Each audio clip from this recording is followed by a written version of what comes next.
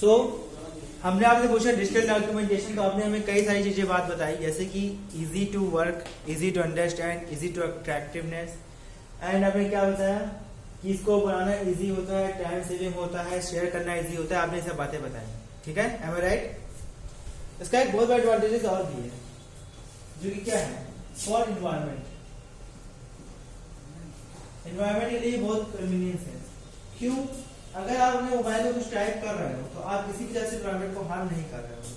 On the other hand, अगर आप किसी कॉपी पेन पे लिख रहे हो या फिर मैं इस मार्कर का ही यूज कर रहा हूँ, तो कहीं ना कहीं इससे भी कार्बन प्रोड्यूस हो रहा है। कहीं ना कहीं इसको बनाने के लिए जो ब्लैक इंक हम यूज कर रहे हैं, उसके लिए कुछ ऐसा कंटेंट यूज किया जा रहा है जो कि क्या है, हार्मफुल हो सकता है।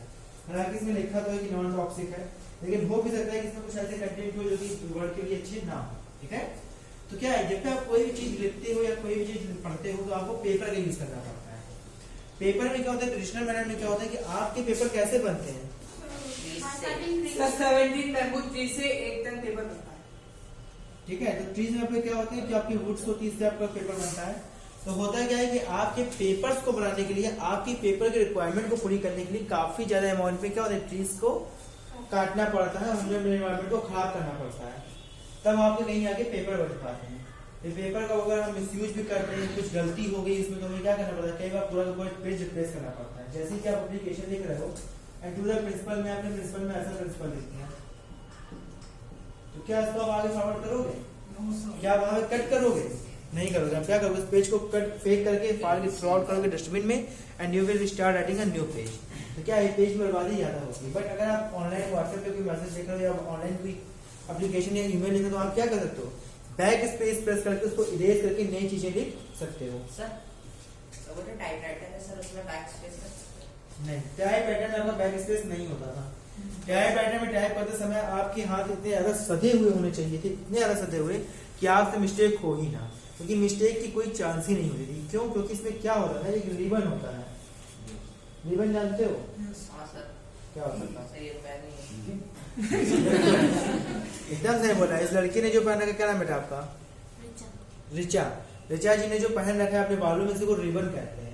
ये रिबन को अगर आप खोलोगे, लंबा करोगे, तो आपको देखने को मिलेगा कुछ ऐसा इसकी आकृति होती है, ओके, लंबा सा होता है ये। इसमें क्या होता है, इसमें जो रिबन जो इसमें यूज किया जाता था टाइपराइटर में, उस रिबन में क्या होता था, इंक लगी होती थी। उसमें क्या होता था, एक तरफ, तो जैसे कार्बन पेपर, बिल्कुल एक तरफ इंक लगी रहती थी, कार्बन पेपर की तरह एक तरफ इंक होती थी, दोनों तरफ नहीं, एक तरफ इंक होती थी। और दूसरी तरफ क्या होता था, दूसरी तरफ जो ये हमारे लेटर्स होते थे, इसके साथ जुड़ा हुआ एक लंबा लंबा तार होता था। यस सर, ऐसा ऐसा यहाँ उस पे पे लेटर्स लिखे रहते हैं। यहाँ लिखा है बी। तो जब आप ए दबाते थे तो क्या होता था, जैसे स्टैम्प नहीं होता मुहर, यस सर, वैसे ही मुहर की तरह क्या होता था, पीछे से आता था और पेपर आगे स्ट्राइक करता था, कुछ ऐसा ऐसा। तो क्या है, क्योंकि इसमें ए लिखा हुआ है, तो जब इसमें ए लिखा हुआ है और यहाँ पे क्या है, यहाँ पे एक रिबन, इसमें क्या लगा हुआ है, इसमें इंक लगी हुई है। तो जैसे ही आपने यहाँ से टैप किया, जैसे ही इसको आपने ऊपर ए टैप किया, तो ए कहाँ होगा, इस रिबन में आएगा, और इस रिबन में आने के कारण क्योंकि इसमें ए लिखा हुआ है, तो कहाँ होगा, पेपर में प्रिंट हो जाएगा। सर फिर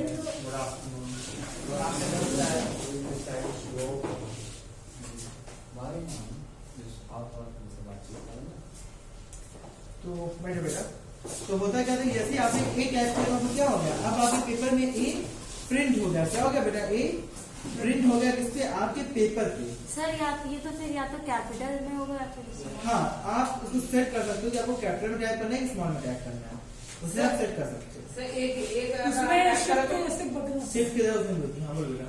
शिफ्ट से सर वो कैपिटल स्मॉल बिल्कुल होगा क्या, जब आप शिफ्ट दबाओगे और शिफ्ट दबाने के बाद जब ए दबाओगे तो वो वाला ए नहीं आएगा। अब उसके बाद क्या होगा, दूसरा जो लाइन होगा वो आगे टाइप करेगा। इसमें कैप्स लॉक दो बटन्स रहते थे। नहीं, बटन सिंगल होती थी, सेट दो होते थे, सेट दो होते थे। मतलब 26 का ये सेट है, 26 का ये सेट है, समझना बात। 26 का ये सेट है, 26 का ये, क्या ये कैपिटल ये स्मॉल है, ये क्या ये कैपिटल है और ये स्मॉल है।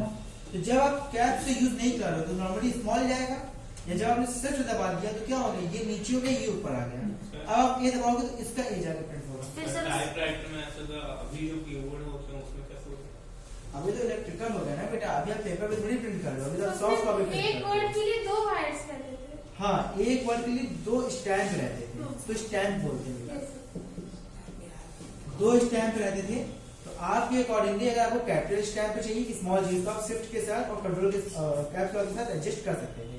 तो होता क्या था कि आपने कैपिटल को क्या किया, आपने ए पेपर पे मारा ए, जैसे ही ए ने ऐसे स्ट्राइक किया, इधर लगी थी ई, और जहां पे ए ने स्ट्राइक किया वही ए क्या हो गया था, छप गया था।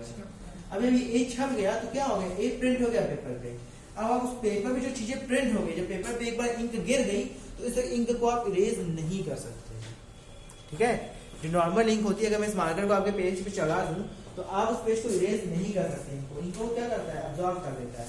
तो क्या होता था, इसमें बैक स्पेस का कॉन्सेप्ट नहीं होता था, क्योंकि ये क्या था, ये फिजिकल डिवाइस थी। फिजिकल मतलब परमानेंट।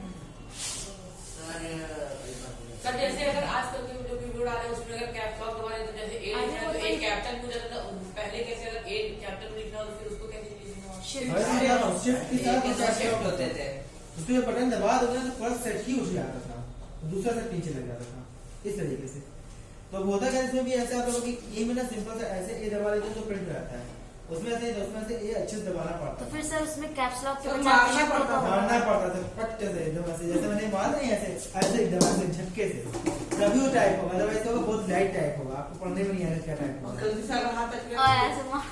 हाँ तो भी अच्छा है, ये 5 मिनट टाइप हो जाएंगे। सर अभी सर ऐसे आपका आया सर उसमें बताया कैसे करो तो भी टाइप करो। बिल्कुल, अब तो एकदम टच पैनल चलता है आपका, मोबाइल में आपके साथ टच ही तो है, मोबाइल में आप टच करते हो, टैप भी नहीं सर ऐसे अगर सर लैपटॉप कंप्यूटर में मारा तो कंटेंट उठाती है। सर तब तो हाथ भी दर्द होता होगा। बिल्कुल, हाथ भी ज्यादा होता है, मेहनत भी ज्यादा लगती थी।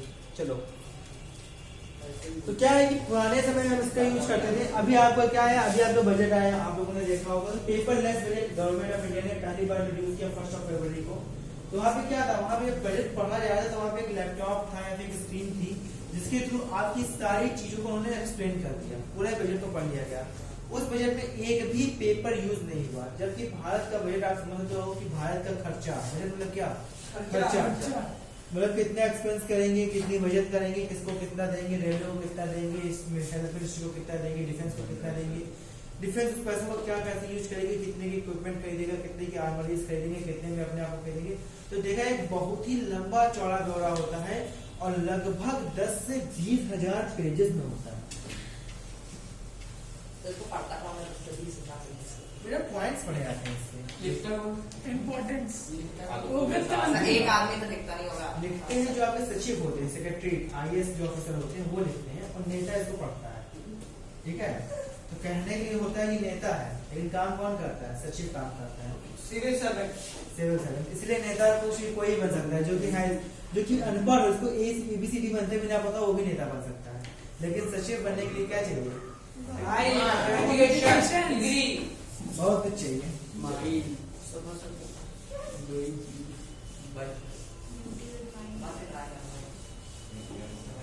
तो जो आप लोग सोचते हो ना कि मतलब कई बार आप लोग हिस्ट्री में पढ़ते हो तो आपको लगता होगा कि बहुमत दल के नेता को ऐसे बना दिया जाता है, नेता के लिए कोई क्वालिफिकेशन नहीं है, इसको ये होना चाहिए, इसको वो होना चाहिए। तो उसके पीछे रीजन यही है कि जब अगर दो ज्यादा पढ़े लिखे लोग आ गए, सपोज दैट एक क्या है, एक जो है कि डॉक्टरेट किया हुआ है और एक क्या है उसने भी डॉक्टरेट किया हुआ है, ठीक है, डॉक्टरेट मतलब PhD बोल रहा है, और एक मान लो डॉक्टरेट नहीं, सपोज दैट कि क्या है, ये मान लो कि ग्रेजुएट ही है, ठीक है, सिंपली BA करके आया हुआ है। अब ये BA करके IAS बन गया, इसने एग्जाम दिया, क्रैक कर लिया, ये क्या बन गया, नेता बन गया, ठीक है। अब ये जब इसको सलाह देगा कि आप ऐसा ऐसा करो, ये मानेगा क्या, ये तो क्या कहेगा, हमको सिखा रहे हो, हम डॉक्टर का ग्रेजुएट हमको सिखा रहे हो, हाँ? तो क्या होगा, बात आपकी मानेगा नहीं। तो ये क्या था, इसलिए कहीं भी कोई भी क्वालिफिकेशन नहीं होती है। नहीं सर नेता 5th पास और वो सर PhD नहीं बेसिक नॉलेज होनी चाहिए। हाँ बिल्कुल होनी चाहिए। इसी के लिए क्या होता है कि आपके जो डॉक्यूमेंटेशन होते हैं इसमें क्या किए जाते हैं, डॉक्यूमेंटेशन आपके जितने भी प्रिपेयर किए जाते हैं ऑनलाइन या डॉक्यूमेंट, जो डिजिटल डॉक्यूमेंटेशन में आजकल दुनिया चल रही है, जिससे कि क्या होता है डिजिटल डॉक्यूमेंट्स में आपके साथ जो भी इंफॉर्मेशन है क्या होती है, डिजिटल फॉर्मेट में होती है। जब आपकी इंफॉर्मेशन डिजिटल है आपके पास, तो फायदा क्या है, आपको चीजें ढूंढना आसान है। अगर मैं आपको फिजिकल वो दे दूं, डिक्शनरी दे दूं, तो आपको एक वर्ड ढूंढने के लिए क्या दूं, तो आपको उस वर्ड को ढूंढने में बहुत दिक्कत होगी। पहले आप देखोगे किस लेटर में है, तो आगे की पीछे फिर बहुत समय लगेगा। लेकिन अगर कंप्यूटर में ढूंढना होगा तो आप क्या करोगे? गूगल सर्च पर लगा मुझे इस बुक में कोई पेज ढूंढना, मैं क्या करूंगा? कंट्रोल प्लस F दबा करके टाइप करूंगा, ऐसे वर्ड मेरे सामने आ जाएगा। तो चीजों को मैनिपुलेट करना, फाइंड करना बहुत ही इजी होता है, चीजों को ढूंढ पाना बहुत ही इजी होता है। और क्या होता है बेटा, इसके अलावा आपके जो चीजों का एफिशिएंट यूज हो पाता है। आप किसी को भी बेटा लेटर भेजना बहुत मुश्किल है, आप किसी को लेटर भेजो 5 से 7 दिन लगते हैं, 5 to 7 days it will take to deliver that letter, ठीक है? तो समझ, but in WhatsApp it will not take 5 second भी नहीं लगते आपको व्हाट्सएप भेजने में। सेंड किया सा विदिन अ सेकंड आपने यहाँ भेजा नहीं, तुरंत मैसेज डिलीवर हो गया, रीड हो गया। रीजन नहीं खुला कि तभी जाएगा अरे फोन करके बोले भैया नेटवर्क ऐसी बात नहीं करो, तुम्हारे मोबाइल में होना चाहिए, उसके पास मोबाइल होना चाहिए। नहीं सर, बेसिक रिक्वायरमेंट की मैं बात नहीं कर रहा हूँ, मैं बेसिक रिक्वायरमेंट मान के चलते हैं कि आप पूरी कर रहे हो। अब आप जंगल में बैठे हो, नेटवर्क ही नहीं है, लाग ही रहा है, 10 मिनट में तो वैसे लेटर के साथ कहीं लेटर भी होगा तो जंगल में जाके लेटर टाइप कर दो, लिख के जाओ, लेटर टाइप कर दो, देखते कितने देर में आता है, ठीक है? सर उसी के समोसे दिग्विजय का पर्सनल पोस्ट ऑफिस होगा। सर ईमेल में ये नेटवर्क नहीं होता है। ईमेल करने अब देखो क्या होता था कि in case of any typing error the whole sheet is required to be typed again. किसके केस में? टाइपराइटर के केस में, ठीक है? We get to send same letter to 2 person or more persons with different addresses requires multiple typing effort। क्या होता था कि हर बार आपको टाइप करना पड़ता था। खड़े होकर बोलो सर ईमेल के लिए नेटवर्क बार होता है। क्या हुआ? Typewriter does not have all the required character of symbol. It is not possible to type all characters using the typewriter।